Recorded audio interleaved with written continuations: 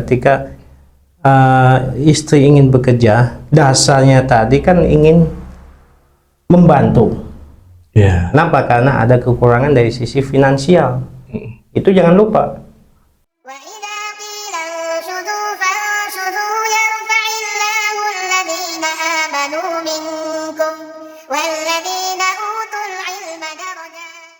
Assalamualaikum warahmatullahi wabarakatuh. Bismillahirrahmanirrahim. Alhamdulillahirabbil alamin. Allahumma shalli ala sayyidina Muhammad wa ala ali sayyidina Muhammad.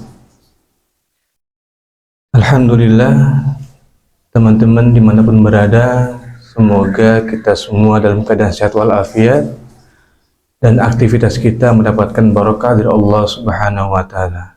Amin amin ya rabbal alamin. Alhamdulillah, kita berjumpa kembali dalam channel Media Barokah TV bersama Ustadz Fathur Razi. Gimana Ustadz kabarnya? Alhamdulillah baik Bang Hasan. Alhamdulillah. Ketemu lagi ya Bang Hasan ya. Kemarin kita sempat membahas mengenai rumah tangga sakinah mawaddah warahmah. Penuh mawaddah dan Oh iya, penuh mawaddah dan penuh rahmah. jangan lupa itu Bang Hasan ya. Oh iya, Ustaz. Penuh dengan mawaddah dan rahmah. Oke. Dalam kesempatan kemarin kita sempat membahas mengenai kedudukan seorang istri maupun suami dalam rumah tangga. Yang menjadi fokus saya saat kemarin, Ustadz itu sempat membahas mengenai peran penting ibu sebagai madrasatul ula, agar teman-teman lebih fokus dan lebih mendalami lagi maknanya, bisa dijelaskan Ustaz? Seperti apa Ustaz? Bagi madrasatul ula ya. Yes. Madrasatul ula itu sekolah pertama. Oh, sekolah pertama. Ya, sekolah pertama. Kenapa sekolah pertama? Karena idealnya ya seorang istri, seorang ibu ini kan selalu standby. Ini kita berbicara ideal Bang Hasan ya. Karena kalau bapak kan dia seperti yang saya sampaikan kemarin memiliki kewajiban untuk menafkahi. Jadi mencari keluar ya, bahkan beberapa orang mungkin sampai terkadang keluar kota ya untuk beberapa hari bahkan berbulan-bulan ada ya seperti itu. Nah, siapa yang semestinya standby di rumah? Adalah ibu. Ibu inilah yang akan mendidik ya pertama kali anak-anaknya sebelum orang lain. Iya. Ya, sebelum orang lain, sebelum dia nanti masuk ke TK, sebelum dia masuk ke SD, sebelum masuk ke SMP dan lain sebagainya. Jenjang pendidikan maksudnya. Ya. Siapa yang mendidik pertama kali? Adalah ibu. Bahkan dari mulai dia seorang anak itu lahir, semestinya disitulah mulai ya, dengan bahasa-bahasa kasih sayang, bahasa kedekatan seorang ibu dengan anaknya. Ini sangat penting Bang Hasan. Iya, Ya, sangat penting. Untuk apa? Untuk pertumbuhan psikologis anak. Iya. Bahkan yang mungkin yang sangat kita harapkan ya, tentunya kita semua juga bagaimana membina akhlak sang anak. Oh iya, betul Ustaz. Ini kenapa? Inilah yang mungkin saat ini menjadi poin yang sangat penting. Kenapa? Kalau kita lihat di luar Bang Hasan ya, banyak terjadi mungkin entah kenakalan remaja, kemudian tawuran ya. Iya. Bahkan saya sempat beberapa kali melihat itu kalau waktu malam itu banyak anak-anak remaja gitu ya, anak muda tawuran gitu loh. Dalam jam-jam misalkan tengah malam, jam 1, jam 2. Pertanyaannya kan simpel saja, kemana orang tuanya? Iya, betul Ustaz. Ya, kemana ibunya? Iya. Apalagi anak biasanya kalau ibunya sudah marah, sudah ngomel gitu, udah takut sebenarnya kan. Ngalamin nggak Bang Hasan seperti itu? Itu sangat saya alami itu. Nah itu di situ ya, semestinya fungsi ibu di sini. Nah harapan kita ya para pemirsa semua, kaum ibu memperhatikan ini, ya kan? Sehingga apa? Sehingga punya lebih banyak waktu untuk mendidik anak-anaknya sebelum dididik orang lain. Tentunya ketika dididik oleh ibu yang notabene dia melahirkan, dia menyusui apalagi kan, maaf ini di depan ya posisinya. Ketika menyusui kan kita seorang ibu bisa betul-betul menunjukkan kasih sayangnya. Berbeda ketika letaknya di belakang, ini kan di depan bahasanya. Disitulah dimunculkan pendidikan yang penuh dengan kasih sayang. Ya. Berbeda ketika yang mendidik orang lain, walaupun mungkin ada yang mendidik ini, tapi tentunya ketika yang mendidik ibu, saya kira lebih kasih sayangnya lebih banyak. Itu Bang Hasan. Apalagi maaf nih, banyak terjadi juga Bang Hasan ya, yang mungkin mudah-mudahan dapat menjadi catatan buat kita semua, buat para pemirsa juga di rumah. Terkadang saya melihat ada satu keluarga yang mohon maaf bapak ibunya dari sisi pendidikan tinggi, tapi keseharian anaknya selalu bersama, mohon maaf, dengan orang lain yang notabene pendidikannya jauh lebih rendah, bukan lebih rendah lagi, jauh lebih rendah. Itu dari sisi pendidikan. Belum tadi yang saya sampaikan dari sisi kasih sayang, tentunya beda dong. Iya, ya kan? Orang yang melahirkan dengan orang yang kenal ketika anak ini sudah sudah lahir, berbeda Bang Hasan gitu. Nah, maka tadi fungsi ibu luar biasa Bang Hasan. Berarti bisa juga fungsi ibu itu diantaranya menekan fenomena yang saat ini, ya? Ya, betul. Seperti Ustaz tadi sampaikan, itu banyak anak remaja kita yang saat ini kita lihat di atas jam 9 malam itu kan masih di luar rumah, masih dengan teman-temannya masih asyik gitu kan. Makanya yang saya perhatikan itu kasus-kasus tawuran itu di atas jam 2 Bang Hasan. Jam 1, jam 2, jam 3 gitu. Itu banyak terjadi seperti itu. Ya. Ini ya riset ya. Ya benar memang peran seorang ibu itu, kalau saya kembali ke masa kecil saya itu saya tuh sama orang tua itu maghrib itu saya udah di rumah dari rumah, nggak boleh keluar lagi udah, so kan, sekalipun itu hari libur gitu kan. Itu saya alami itu sampai usia saya di atas 17 tahun. 17 tahun ya. Ya, itu masih ibu itu asik tuh. Kalau kita nggak akal tuh, teleponnya saat sering banget. Sampai kadang-kadang kita lagi kumpul sama temen gitu, kadang merasa malu gitu kan, kadang disebut anak mami lu gitu kan. Tapi kalau kita sebagai saat ini, alhamdulillah saya juga sebagai orang tua gitu melihat fenomena yang saat ini tadi Ustaz sampaikan gitu kan, dini hari terjadi insiden tawuran gitu, itu sangat-sangat saya baru menemukan, ternyata hikmahnya ini. Iya. Walaupun dulu mungkin kita merasa sempat kayak dikatakan tadi ya, kurang nyaman. Karena orang tua kita terkesan cerewet sama kita. Benar, sehingga kita merasa kurang nyaman. Tapi hikmahnya itu Bang Hasan tadi.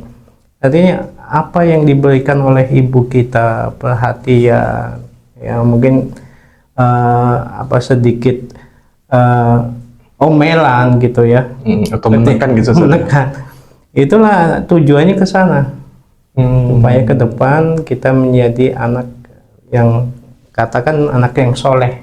Amin, ya, amin. Terhindar dari hal-hal yang tadi, yang negatif, terhindar dari kenakalan remaja gitu ya, dan segala macamnya.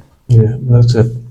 Terus juga memang Ustaz, kasih sayang saja tadi Ustaz, kasih sayang itu memang ya, kita juga mungkin sering lihat ya di televisi itu kan, maupun di media sosial gitu kan.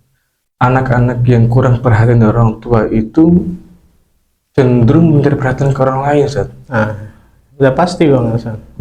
Dan itu mungkin saja di antara faktor-faktor terjadilah tawuran. Dia jadi ingin merasa dianggap gitu kan sama lingkungan sosialnya. Jadi kayak caper gitu Ustaz ya, bisa seperti itu Ustaz ya. Namun kan gini Ustaz ya, itu kan tadi apa namanya, kita bahas dari kasih sayang, penting kasih sayang seorang tua, hikmahnya tadi kita sudah bahas juga. Terkadang Ustaz ya, jadi perjalanan waktu itu kan Ustaz, nantinya kan namanya rumah tangga itu kan pasti ada cobaan atau ujian ya. Betul. Terutama mungkin yang paling sering ini ya, dari sisi finansial keluarga Ustaz. Kan itu kadang apa ya, jadi pemicu yang sangat ampuh permasalahan finansial itu. Jadi mungkin bisa dikatakan susah cari titik temu sampai terjadi pertengkaran yang hebat. Ustaz. Nah, bagaimana sih Ustaz kita mengatasi hal seperti itu Ustaz? Ya. Sebelumnya tadi ya yang apa namanya, mungkin saya sedikit memberikan ini ya Bang Hasan ya, apa namanya, pendapat saya ya, bahwa rumah tangga ini kan sering kita ibaratkan bahtera. Ya kan? Bahtera itu kan berarti perahu, kapal. Ya, yang mengarungi lautan. Ya. Lautan, samudra yang luas, yang penuh dengan ombak. Maka tadi Bang Hasan sampaikan ada hambatan, ada mungkin kendala, ya, mungkin tantangan segala macam, itu pasti. Ya. Tinggal bagaimana kita menyikapinya. Ya. Maka di sini yang paling penting, dan kemarin sudah di video pertama juga sudah saya singgung, adalah adanya tafahum. Ya, saling memahami. Ya, di samping saling memahami hak dan kewajiban masing-masing, juga saling memahami kekurangannya. Ya kan? Kadang-kadang pasti kan ada kekurangannya. Biasanya idealnya kan laki-laki ini bertanggung jawab untuk menafkahi. Ya, walaupun saya mohon maaf, terkadang ada laki-laki atau suami yang mungkin tenang-tenang saja, dalam artian kurang gigih dalam mencari nafkah, ya kan? Ya, ini catatan tentunya. Kenapa? Tanggung jawab laki-laki adalah menafkahi, itu harus diingat. Ya. Tapi terkadang ada orang yang sudah berusaha, katakan maksimal, bersusah payah keluar rumah dengan harapan mencari nafkah. Ini berbeda mungkin kalau orang mungkin yang memiliki gaji tetap atau apa, tapi kan banyak juga saudara-saudara kita yang mungkin penghasilannya harian Bang Hasan, ya kan, yang terkadang dapat sekian, terkadang dapat banyak, terkadang pas-pasan, bahkan terkadang kurang, itu banyak. Nah, disinilah perlunya saling memahami, ya kan? Memahami apa? Memahami kekurangan masing-masing. Oh, ternyata terutama dari pihak istri nih, kalau kaitan dengan nafkah, oh ternyata inilah yang didapat, yang didapat. Syukur-syukur bisa menenangkan ketika suami pulang, mah ini ternyata dapatnya sekian mah. Ya mungkin belum misal manggil bi atau pa atau ya, mungkin belum rezekinya ya, mungkin cuma segitu ya, gitu kan. Nah, itulah perlunya tafahum di situ. Ya, artinya kekurangan apa masing-masing pihak, termasuk suami juga sama. Ketika istri kewajibannya apa? Mengurus rumah tangga, yang sudah saya sampaikan gitu ya. Ternyata karena capek, mungkin kondisi sakit, kurang enak badan, suami juga harus ngertiin. Ya, harus memahami. Tafahum kan memahami. Jangan terlalu memaksa ketika kondisi seperti itu, cuma gara-gara minta gak dibikinin kopi aja misalkan, bisa berantem, pertengkaran. Kalau dibiarkan sama-sama ngotot, ujungnya apa? Ah, itu gitu. Padahal simpel, sederhana masalahnya, gara-gara kopi. Ya, tapi ketika ada tadi perasaan saling memahami dari kedua belah pihak, kekurangan masing-masing, insya Allah aman. Nah, termasuk tadi masalah nafkah misalkan, ternyata masalah finansial, ternyata kebutuhannya sekian, kurang nih, terus gimana nih? Iya. Nah, bicarakan dengan istri. Kita mencari solusi bersama. Ini soal Ustaz, ya? bersama. Misalkan ya udah Pak, gimana kalau kita usaha, saya jualan, Iya, iya. misalkan seperti itu ya, atau saya bekerja, Iya, betul, Ustaz. ya itu bicarakan bersama. Jadi ada kelonggaran. Iya. Ya. Jadi walaupun misalkan idealnya tadi sebagai ini terkesan kan seakan-akan harus di rumah terus standby ya. Iya, betul, Ya. Ustaz. Oh, ke pasar kayaknya ya juga itu, tapi ada kelonggaran ketika hal-hal itu seperti tadi ya, silakan bicarakan. Iya, iya. Itu Bang Hasan. Ya, Ustaz. Tadi kan Ustaz saya bilang ke kaidah ya. Bagaimana Ustaz kaidahnya bila suami itu memberikan, tadi kan dia ingin bekerja gitu kan, Ustaz? Istrinya ingin bekerja. Iya. Bagaimana Ustaz tuh kaidahnya, Ustaz? Yang paling Ustaz. utama ini buat para pemirsa semua juga, ketika istri ingin bekerja, dasarnya tadi kan ingin membantu. Iya. Kenapa? Karena ada kekurangan dari sisi finansial. Itu jangan lupa. Ya. Jangan sampai ketika misalkan sudah diberikan izin oleh suami, ya ini kelonggaran juga. Kelonggaran dari suami untuk istri, ya, supaya istrinya bekerja. Iya. Ya kan? Diizinkan. Nah, istri juga harus tahu bahwa niatnya adalah membantu, sehingga ketika dia mendapatkan penghasilan, ya kan ada misalkan yang kaidahnya itu harta suami adalah harta keluarga gitu ya. Iya. Ada bersama, ada istri juga, istri artinya bisa menikmati gitu kan, anak juga ya. Tapi kalau harta istri bukan harta suami, Gitu, Ustaz. milik Istri pribadi istri gitu. pribadi gitu lah. Tapi ketika didapatkannya dari kelonggaran seperti tadi, izin, semestinya istri memiliki tafahum, pengertian, Iya, Ustaz. ya, Karena bahwa awalnya. tujuan awalnya. Iya. Kenapa saya sampaikan ini? Karena terkadang terjadi juga Bang Hasan, mohon maaf, misalkan suaminya sudah cari nafkah, kemudian istrinya tujuannya tadi ingin membantu dari sisi finansial, kemudian diizinkan bekerja. Nah, ternyata hasil dari kerja istrinya ini sama sekali tidak untuk membantu suami. Padahal ketika istrinya bekerja, suaminya ngurus rumah, ya kan, ngurus anak, ya kan. Coba bisa dibayangkan, ini kan memiliki, kalau menurut saya, rentan sekali. Potensinya besar untuk jadi perselisihan dalam rumah tangga, kan bisa berujung ke perceraian. Ya, dan lagi-lagi korbannya itu adalah anak, Ustaz. Apalagi kalau sudah punya anak. Karena soal anak ini Bang Hasan ya, terkadang semestinya kalau orang mau berpikir gitu ya, bahwa ketika sudah punya anak, ya semestinya masalah apapun, kecuali kalau masalah yang berat ya, seperti misalkan kekerasan dalam rumah tangga, Atau pidana gitu saja. pidana atau perselingkuhan, terus lagi masalah-masalah yang lain ya, finansial, ketika mikirin anak semestinya tidak terjadi perceraian. Kenapa? Karena demi anak.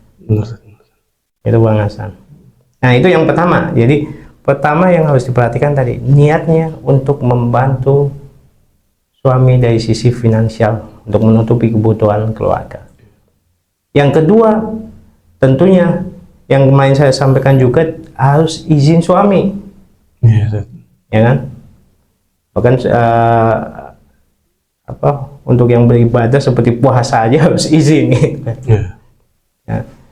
Kemudian yang ketiga, meminimalisir potensi terjadinya hal-hal yang negatif ketika berada di luar, ya kan? Berada di luar itu dalam artian ya entah di kantor, entah di tempat bisnisnya, entah di pasar, gitu ya. Dijaga ya, dirinya, kehormatan dirinya untuk suami. Itu Bang Hasan. Ya, karena fenomena saat ini tuh hal-hal seperti itu kabur gitu Ustaz. Dalam artinya itu dia lupa gitu kan, udahlah kan, ini hasil jerih payah gue ya kan, ngapain lagi gue di duit gue. Itu Ustaz, ya. Ya Allah. Terus pendapat untuk Ustaz pribadi nih Ustaz, untuk meminimalisir dampak-dampak negatif seperti apa Ustaz? Tadi Ustaz mengenai dia untuk dia apa namanya, Membantu ya, iya, finansial ya. Kalau dalam pendapat saya sih Bang Hasan, berawal dari posisi seorang istri ya yang luar biasa, seorang perempuan kedudukannya luar biasa ya, apalagi kalau sudah punya anak, dia sebagai madrasah ula, sekolah pertama bagi anak-anaknya gitu kan. Yang otomatis harus punya fokus juga untuk mengurus rumah tangga, untuk mengurus anak juga. Nah, maka tentunya ketika ingin membantu suami dari sisi finansial dengan bekerja atau berbisnis atau berdagang gitu ya, maka harus pandai-pandai memilih ya, supaya apa? Supaya tadi lebih banyak waktu juga. Oh ya, untuk anak satu Ya, untuk anak dan suami dong. Iya, karena Ya tentunya ya, untuk keluarga. Karena kan tujuannya itu kan apa namanya, untuk membantu. Ya, betul. Kan. Kadang suka terbalik, malah dari fokus ke membantu bukan ke. Nah, ini bukan berarti saya melarang untuk wanita bekerja ya Bang Hasan ya. Tapi tadi yang saya sampaikan adalah kalau bisa untuk meminimalisirnya seperti itu. Jadi dengan memilih pekerjaan atau profesi yang mungkin lebih banyak waktu dia. Ya. Satu, misalkan dengan berdagang, ya kan, atau berbisnis, ataupun kalau dia sebagai seorang profesional gitu ya, dia buka tempat, entah klinik, entah apalah yang sesuai bidangnya, sehingga dia bisa punya waktu dan dia bisa mengatur dirinya sendiri. Itu saya kira lebih cocok lah ya, daripada dia diatur oleh orang lain. Ya. Apalagi kalau misalkan mungkin maaf sampai banyak waktu yang harus diinikan keluar kota, ke ini segala macam itu kan. Saya nggak mengatakan ini menjadi ini ya, tapi kemungkinan besar menjadi potensi tadi. Makanya kita saya yang saya sampaikan adalah dalam rangka apa yang bisa meminimalisir terjadinya dampak-dampak negatif itu Bang Hasan.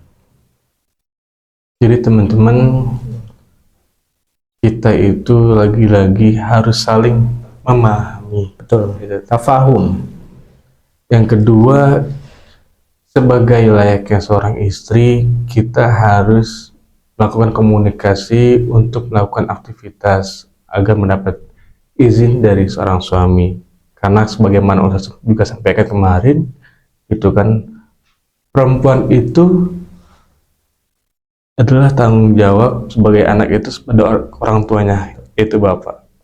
Bila bapaknya tidak ada, kepada saudara laki-lakinya.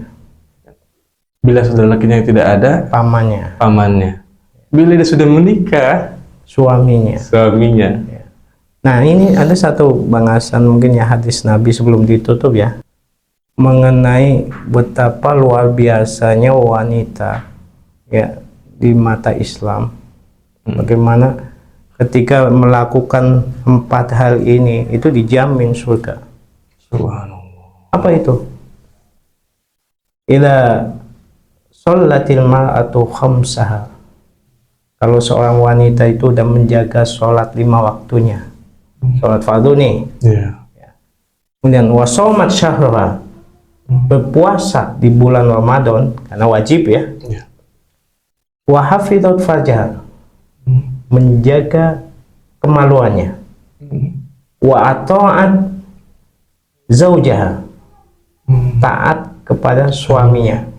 Qilalaha udkhulil jannata, maka akan dikatakan kepadanya, jadi kalau meninggal nanti dikatakan kepadanya udkhulil jannata min ayyi abwabil jannati syi'ti. Dari pintu surga mana yang kamu mau, wahai wanita yang seperti ini. Merinding nggak banget? Ini jaminan untuk perempuan. Itu luar biasa.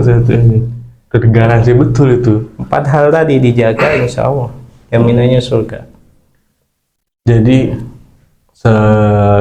mungkin ya kita lebih harus jangan merasa gengsi, itu kan sebagai ibu rumah tangga. Kan karena itu fondasi awal. Kadang orang juga sampaikan sebuah negara, cerminan sebuah negara adalah keluarga. Mungkin bisa jadi dari faktor-faktor yang tadi Ustadz sampaikan, itu kan pentingnya ibu sebagai madrasah pertama atau pendidikan pertama, juga kasih sayang kedua orang tua, apalagi khususnya ibu, ya saja, bakal nanti kebentuk anak-anaknya lebih baik, soleh dan soleha depannya. Karena siapa sih nggak ingin anaknya soleh soleha gitu kan? Kita mengatur, gampang memberikan arahan, gitu kan. Dan itu kan sebagai cerminan kita, itu kan. Kalau anak kita berkelakuan buruk di luar, pasti orang nanya, anak siapa sih itu? Iya. Bapaknya siapa itu? Itu udah sangat-sangat lumrah di masyarakat kita seperti itu ya saja. Dan juga kita juga lagi-lagi komunikasi, saling memahami, dan apalagi garansinya sebagai seorang istri itu menjaga 4 hal yang tadi saya sampaikan, itu masuk dari pintu surga manapun, teman-teman. Subhanallah. Jadi jangan lagi kita merasa gengsi, dan terus kita belajar, itu kan. Semoga apa yang Ustadz dan kita semua dengarkan,